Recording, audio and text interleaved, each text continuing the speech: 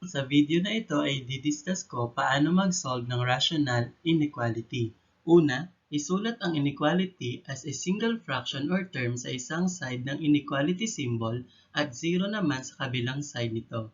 Pangalawa, i-factor out ang polynomials kung maaari. Pangatlo, hanapin ang critical points gamit ang value or zeros ng numerator at denominator. Pang-apat, i-test ang critical points o gumawa ng sign table and then you do the sign analysis. Since ang pinag-uusapan natin ay rationals or fractions, ay iniiwasan natin na mag-undefined ito.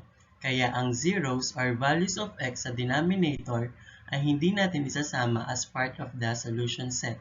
Now let's have our first example. X minus 2 over x plus 1 is less than or equal to 0. Ang first step is to rewrite the inequality into single form and 0 on the other side of the inequality. As you can see, in our given, iisang term na lang siya and then sa kabilang side ay 0 na. Then next is to factor out the polynomials. So in this case, hindi naman factorable ang polynomial natin. So we are now going to proceed sa ating next step. That is to find the zeros of numerator and denominator. From our numerator, we have x minus 2. So we are going, i-equate natin yan sa 0. X minus 2 is equal to 0. By transposing negative 2 papunta sa kabila, siya ay magiging positive. So, it will become x is equal to 2. Next, yung 0 naman ang ating denominator. We have x plus 1. We equate that to 0. So, x plus 1 is equal to 0. So, transpose positive 1 papunta sa kabila, siya ay magiging negative.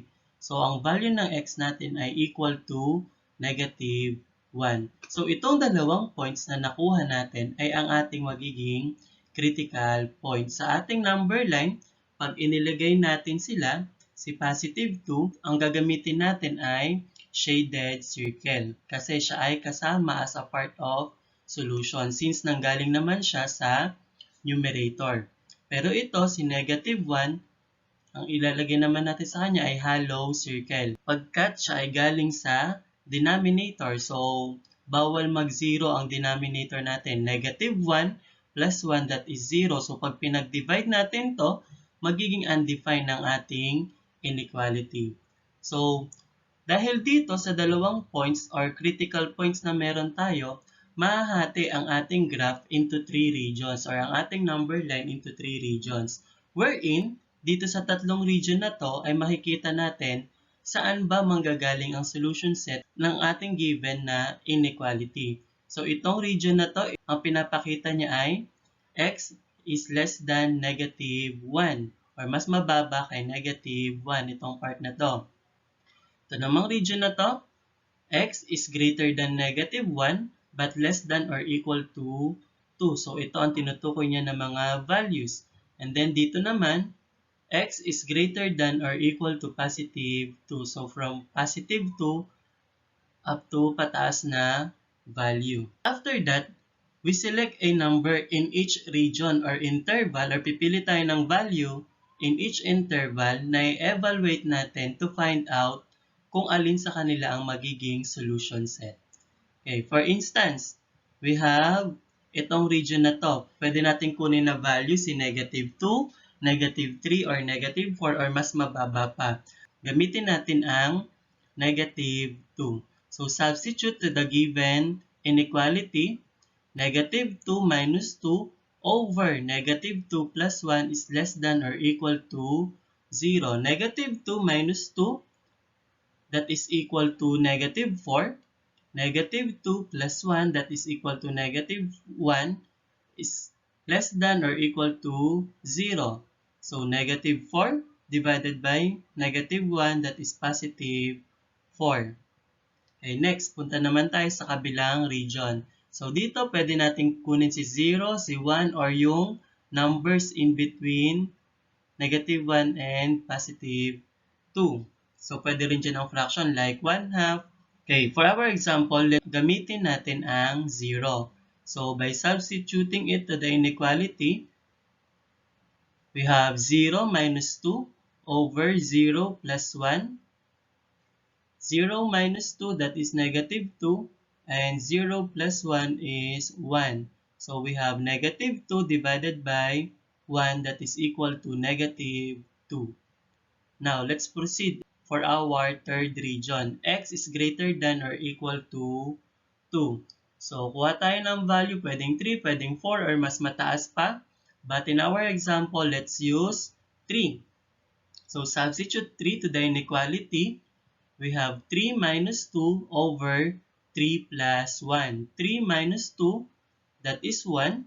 Then 3 plus 1, that is 4. So that is 1 over 4. Now, let us check which of the following statement is true or false. 4 is less than or equal to 0. Mas mababa ba siya o equal siya kay 0? No. Ang 4 ay mas mataas sa 0. So dito naman sa pangalawa, we have negative 2 is less than or equal to 0. Tama, mas mababa ang negative 2 sa 0. And then, itong pangatlo natin, 1 over 4, that is a false statement. Mas mataas ang value ni 1 over 4 or 1/4 kay 0. So, for our solution set, ang kukunin natin ay kung saan nag-true ang ating statement. X is greater than negative 1 but less than or equal to positive 2. So, ito na yung ating magiging sagot. So, we have, using interval notation, we have negative 1 up to positive 2. So, be careful of using the symbols.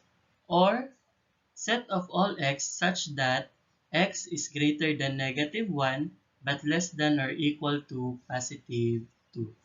So, pumunta naman tayo sa ating second example. Ang given natin ay x plus 4 over x minus 2 is less than or equal to 3. So, as you can see, dapat ay 0 ang nasa kabilang side ng ating inequality. So, what we are going to do is to transpose 3 papunta sa kabila. So, siya ay magiging negative 3. And then, in this case, hindi pa siya written into single term or fraction. So, kailangan nating i-rewrite into single term or fraction by performing the indicated operation. So, x plus 3 over x minus 2 minus 3. So, to be able to subtract, so as we all know, kapag whole number, ang denominator lagi niyan ay 1. So, to be able to subtract, kailangan nating hanapin ang LCD, which is x minus 2. So, x minus 2 divided by x minus 2, that is positive 1 times x plus 4. And then, x minus 2 divided by 1, that is still x minus 2 times negative 3. So, we have negative 3 times x, that is negative 3x, negative 3 times negative 2, that is positive 6. We combine like terms, x minus 3x, it will become negative 2x. And then 4 plus 6, that is positive 10. Divided by x minus 2 is less than or equal to 0. Let's proceed to our next step, that is to find the zeros of numerator and denominator. So, for our numerator, meron tayong negative 2x plus 10. We equate that to 0. So, negative 2x plus 10 is equal to 0. So, transpose 10, magiging negative siya. So, negative 2x is equal to negative 10. We divide both sides by negative 2 to eliminate. So, x is equal to positive 5. Negative 10 divided by negative 2, that is positive 5. Now, let's have yung 0 naman natin sa denominator, or yung value ng x sa ating denominator. So, x minus 2 is equal to 0. Ilipat natin si negative 2 sa kabila. It will become x is equal to positive 2. So, meron na tayong critical points na 5 at saka positive 2. Tandaan, ang positive 2 ay hindi part ng ating solution. So, kapag rinaf natin siya or nilagay natin sa graph, ang gagamitin natin ay hollow circle to indicate na hindi siya kasama as part of the solution. So, for positive 5 naman, since sa numerator siya galing, pwede siyang maging part ng solution set. So, as you can see, because of these 2 points, mahahati ang ating number line into 3 regions. X is less than 2, X is greater than 2 but less than or equal to 5, at saka X is greater than or equal to 5. Next step is to test the following regions kung alin sa kanila ang true or false by getting a value from each region.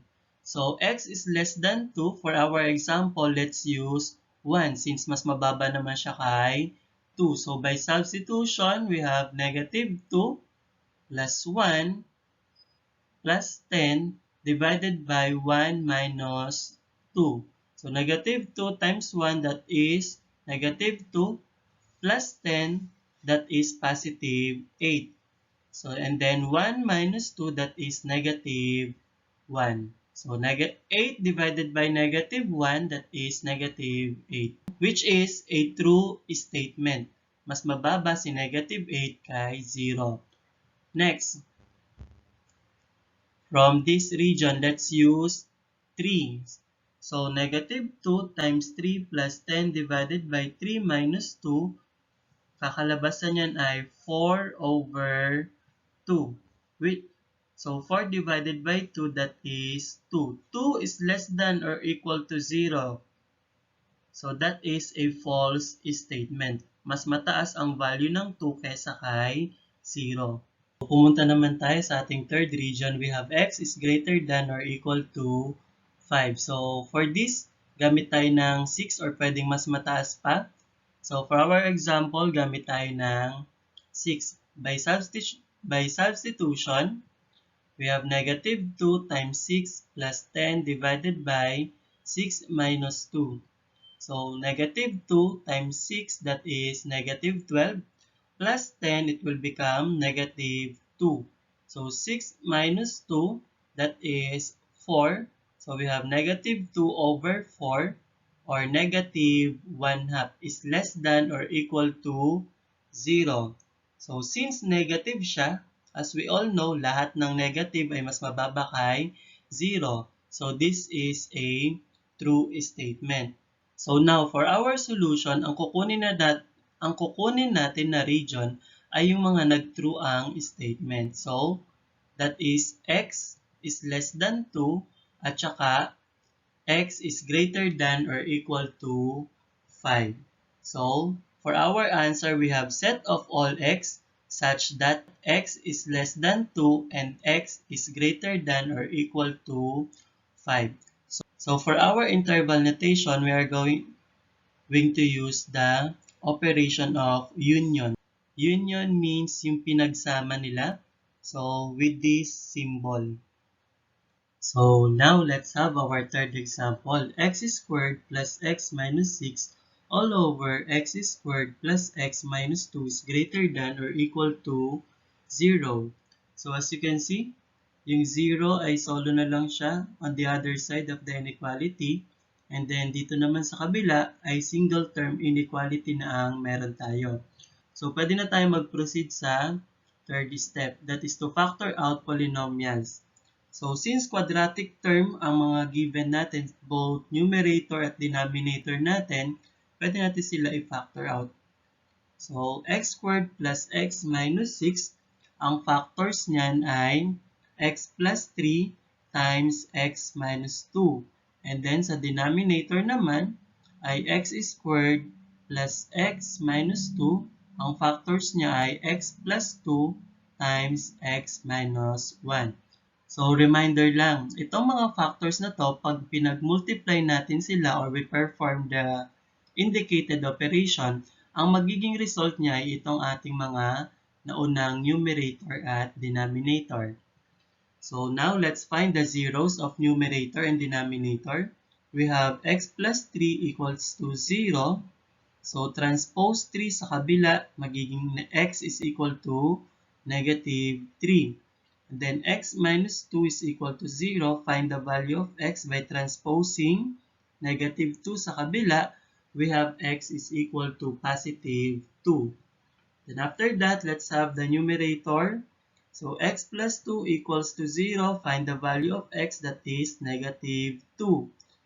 Then x minus 1 is equal to 0. That is x is equal to 1. So we now have our critical values negative 3, positive 2, negative 2, and positive 1. So we are going to put them or to graph them into our number line. So negative 3 and positive 2, we are going to use shaded circle since they are part of our numerator. And then negative 2 and positive 1, we are going to use a hollow or open circle since part sila ng denominator. So as you can see, our number line was divided into 5 regions.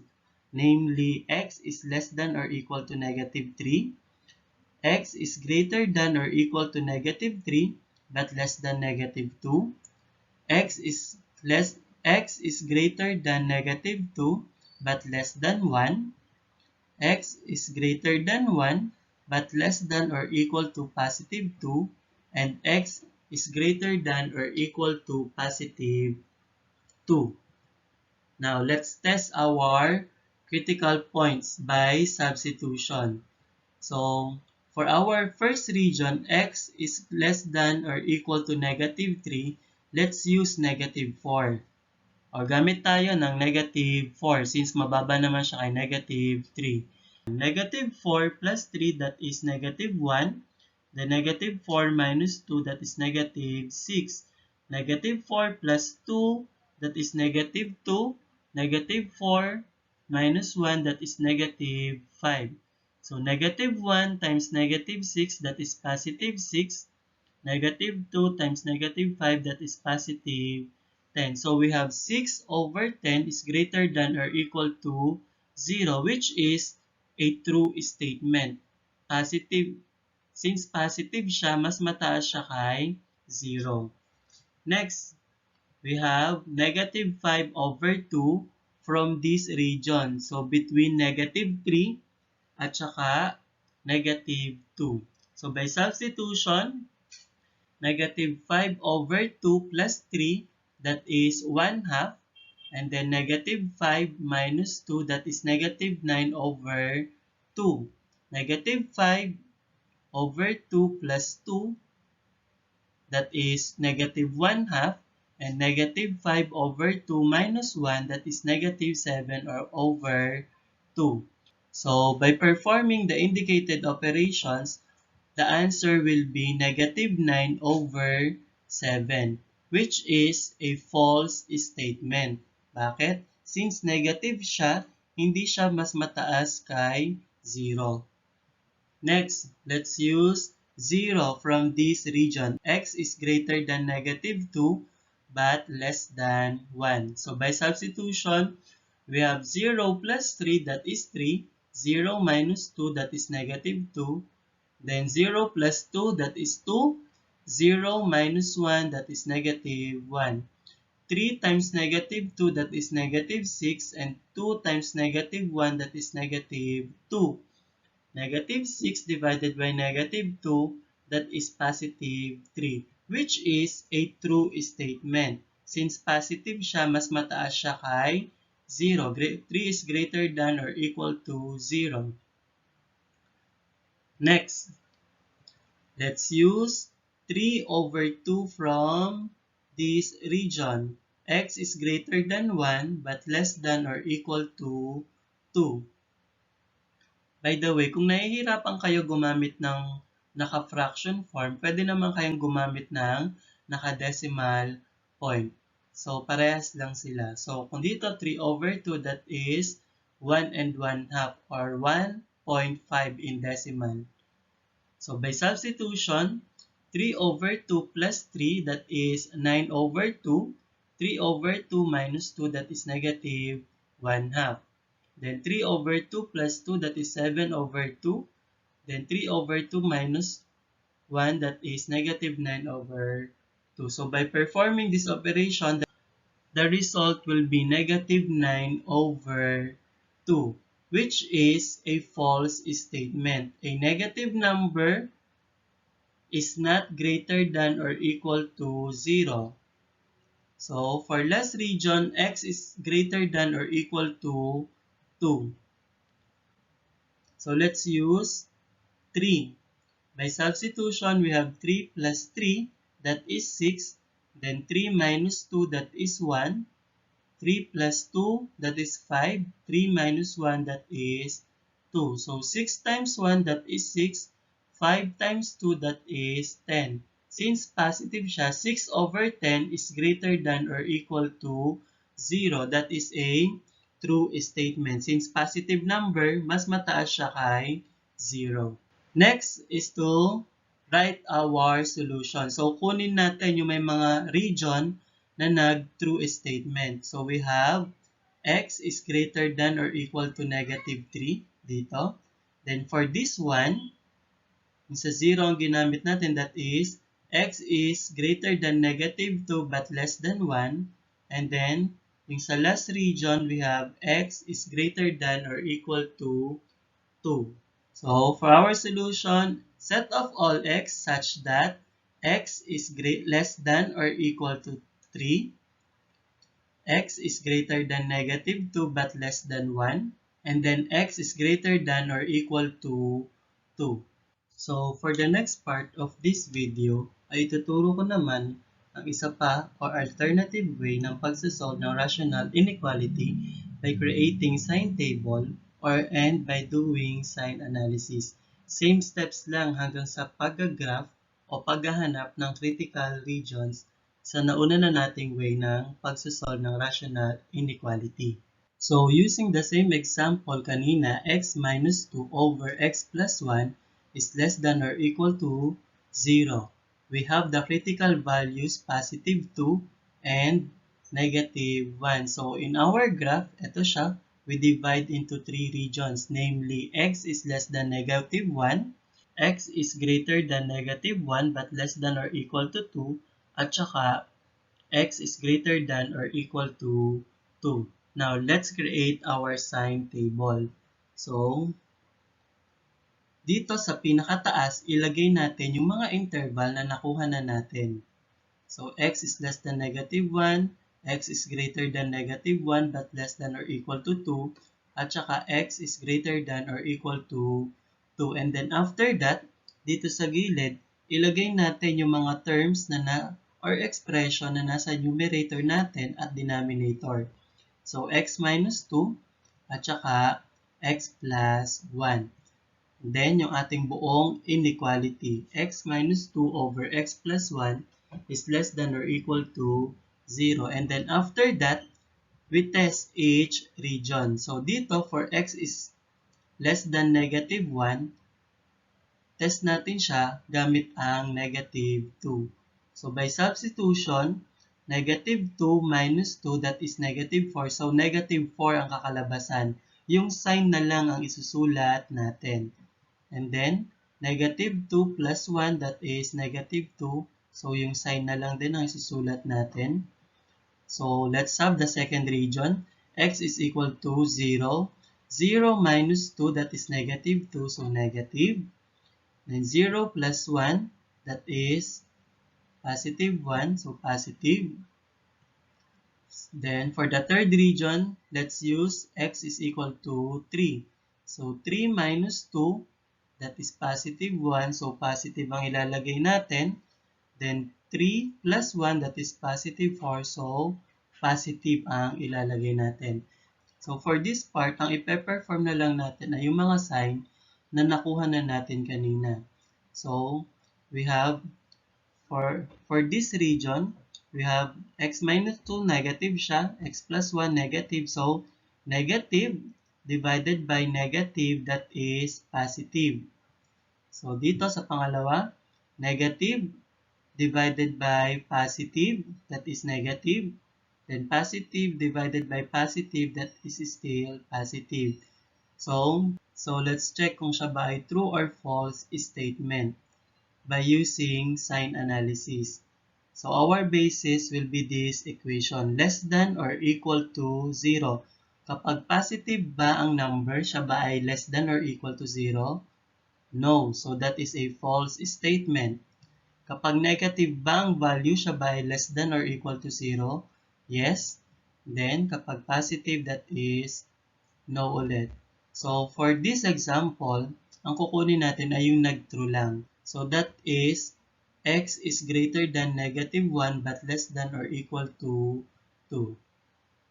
So, same answer lang with our first example kanina sa first part ng video. So, for our solution, we have set of all x such that x is greater than negative 1 but less than or equal to 2. So, now let's have another example using example number 3 kanina. So after graphing or finding the critical region, gawa na natin siya ng table for sign analysis. So for our first region, x is less than or equal to negative 3.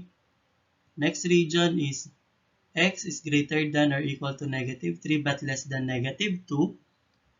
Next is x is greater than negative 2 but less than 1. X is greater than 1 but less than or equal to 2, and x is greater than or equal to 2. So for our numerator, we have x squared plus x minus 6, and then for denominator, x squared plus x minus 2. So for the whole inequality, that is greater than or equal to 0. So for the first region, let's have negative 4 as our testing value. So negative 4 squared, that is 16, minus 4, that is 12, minus 6, that is 6. So kakalabasan niya ay positive. Kapag naman negative 5 over 2, when we evaluate, negative ang kakalabasan. Pag 0, we have 0 plus 0 minus 6, negative ang kakalabasan. Pag naman 3 over 2, negative pa rin ang kakalabasan. And then, pag 3 ang sinubstitute natin dito, positive naman ang kakalabasan. Now, let's have the denominator. By substitution, when we substitute negative 4, positive ang value na lalabas. Pag negative 5 over 2, positive pa rin ang value na lalabas. Pag 0 naman ang sinubstitute natin, and then, dito, pag 3 over 2 ang sinubstitute natin dito, kakalabasan yan ay positive. And then, kapag 3 ang isinubstitute natin, kakalabasan pa rin yan ay positive. O, let's perform the indicated operation using the signs. So, positive divided by positive, that is positive. Positive value is greater than or equal to 0, which is a true statement. Then, negative divided by positive, that is negative. So, negative. So, this one is a false statement. Pag negative ang value, hindi siya mas mataas or equal kay 0. Next, negative divided by negative, positive ang kakalabasan niya. So, that is a true statement that is greater than or equal to 0. Then, next is negative divided by positive. Negative ang kakalabasan, that is a false statement. And then positive divided by positive, positive ang kakalabasan, that is a true statement. So dito, kunin natin yung mga regions na nag-true ang statement nila. So that is x is less than or equal to negative 3, x is greater than negative 2, but less than 1, at saka x is greater than or equal to positive 2. So for our solution set, we have set of all x such that x is less than or equal to 3, x is greater than negative 2 but less than 1, at saka x is greater than or equal to positive 2. So that's all for this video, solving rational inequality and its alternative way.